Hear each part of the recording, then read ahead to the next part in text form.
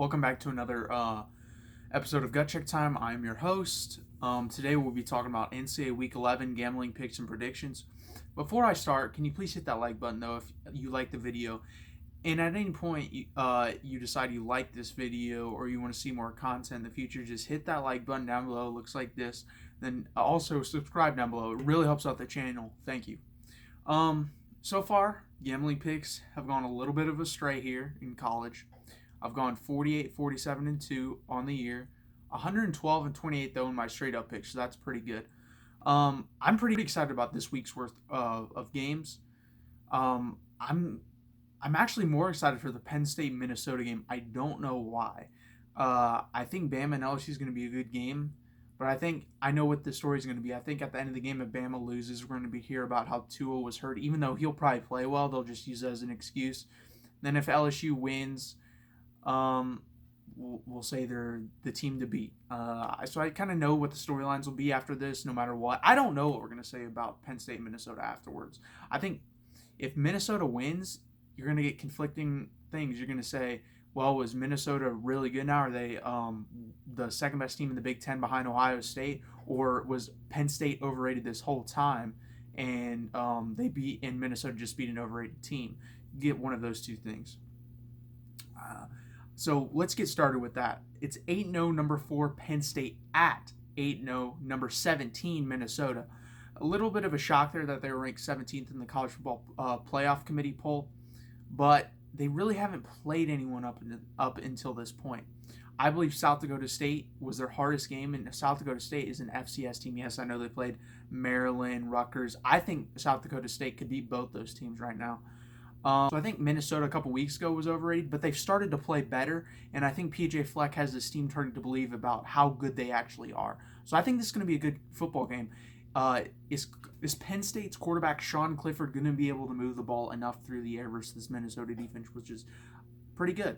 And I think that's a question, because I think Minnesota will be able to move the ball a little bit on Penn State's defense. I think Penn State's defense up front is good, but I don't know about the back end. So Minnesota can buy some time, and Morgan can drop back the pass. I think he can maybe pick apart the secondary. I'm not sure. Like I said, there's a lot of questions going up into this game.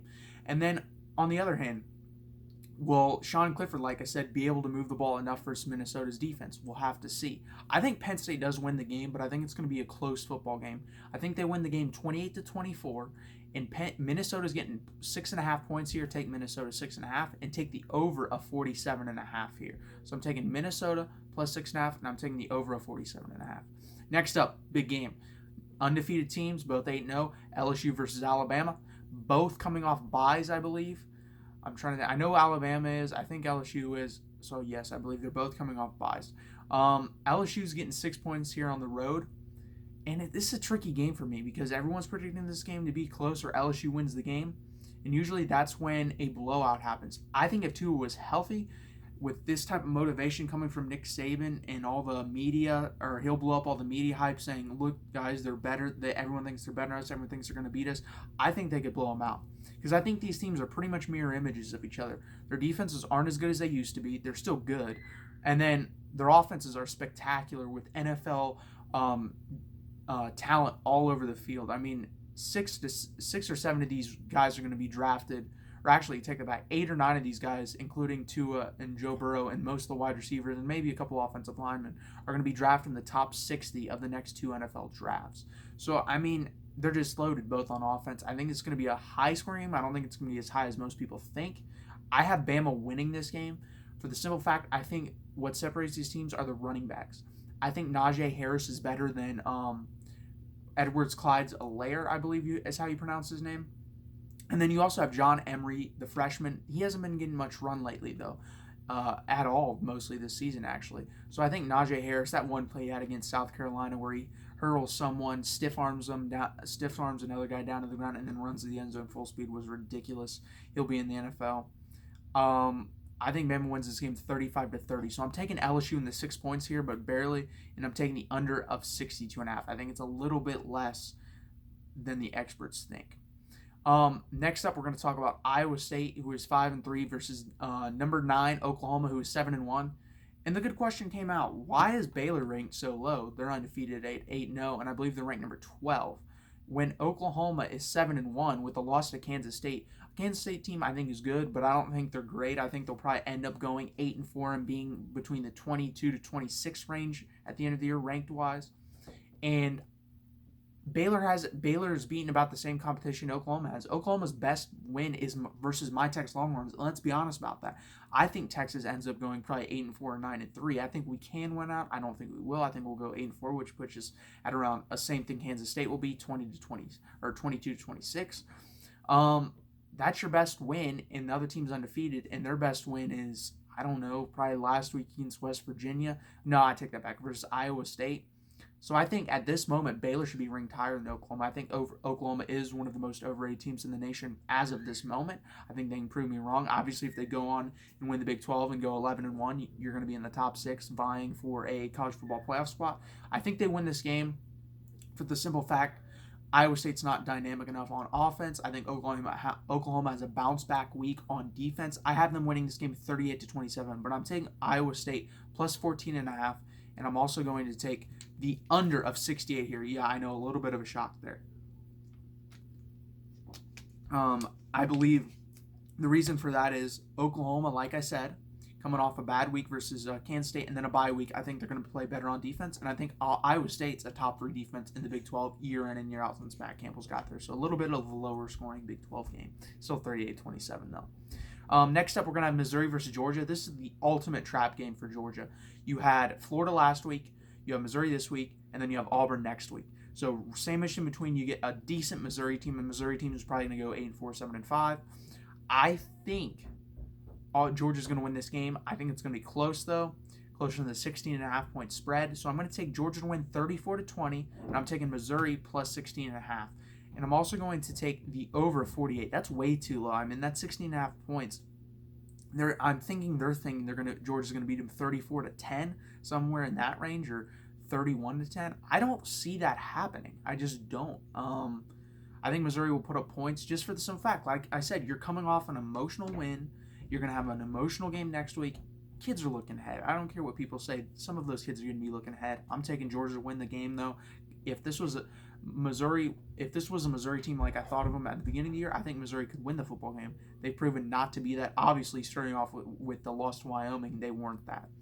So, like I said, Georgia 34-20. I'm taking Missouri plus 16.5, and I'm taking the over of 48. Next up, Iowa versus Wisconsin.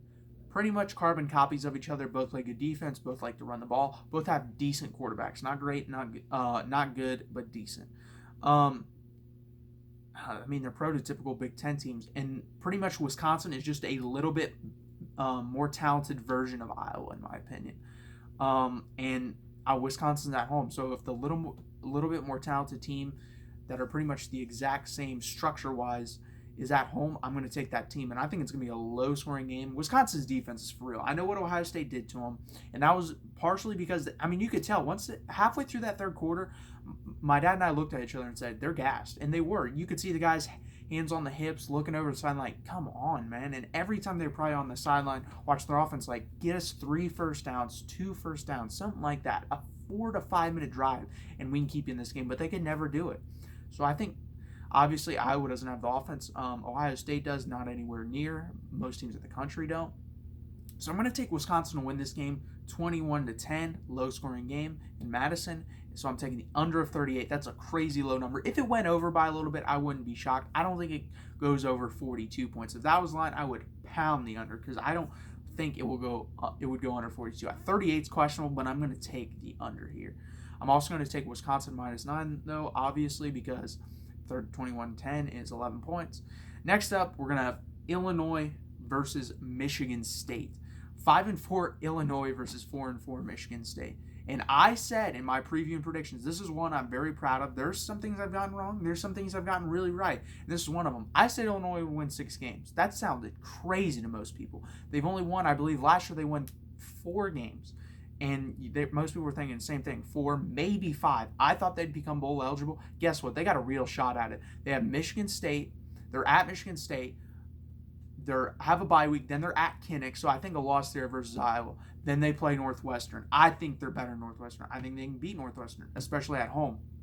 Heck, I think they can beat Michigan State. In fact, I think they will beat Michigan State.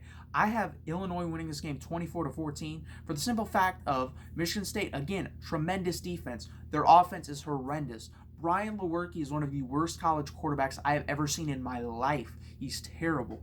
I think Illinois wins this game, like I said, 24-14. I'm taking Illinois plus 14.5 here. Obviously, if I think they win, that's plenty amount of points. And I'm taking the under of 45.5. I think no matter what, I think I would pound Illinois plus 14.5. And I would put some money on the money line. For the simple fact is, Michigan State can't score versus anyone. Illinois doesn't have great defense. They're an average defense to me. But Michigan State's offense is terrible. They're not going to score more than 21 points in this game. I think Illinois can put up at least 10 on them. So there you go. 20. If you reverse it, 21-10, pretty much what I have the reverse. I have 24-14 Illinois. Well, let's say it's 21-10 Michigan State. That's still in the realm of plus 14.5 for Illinois. So I'm taking Illinois for sure on the betting line. But I think they win this game, and I have them winning this game 24-14. And that makes them bowl eligible for the first time in at least a half decade that I can remember. And I think it was smart for them to stick with Lovie Smith. They renovated their facilities this year. I think if you renovate the facilities and he is allowed to be there for a decade and stay there and build a culture, they can win 7-8 games is their top end. And I believe that. And guess what? For Illinois, that's decent. Next up, we'll move to the straight up picks. And like I said, I'm 120 or 112 and 28 on there, so pretty good.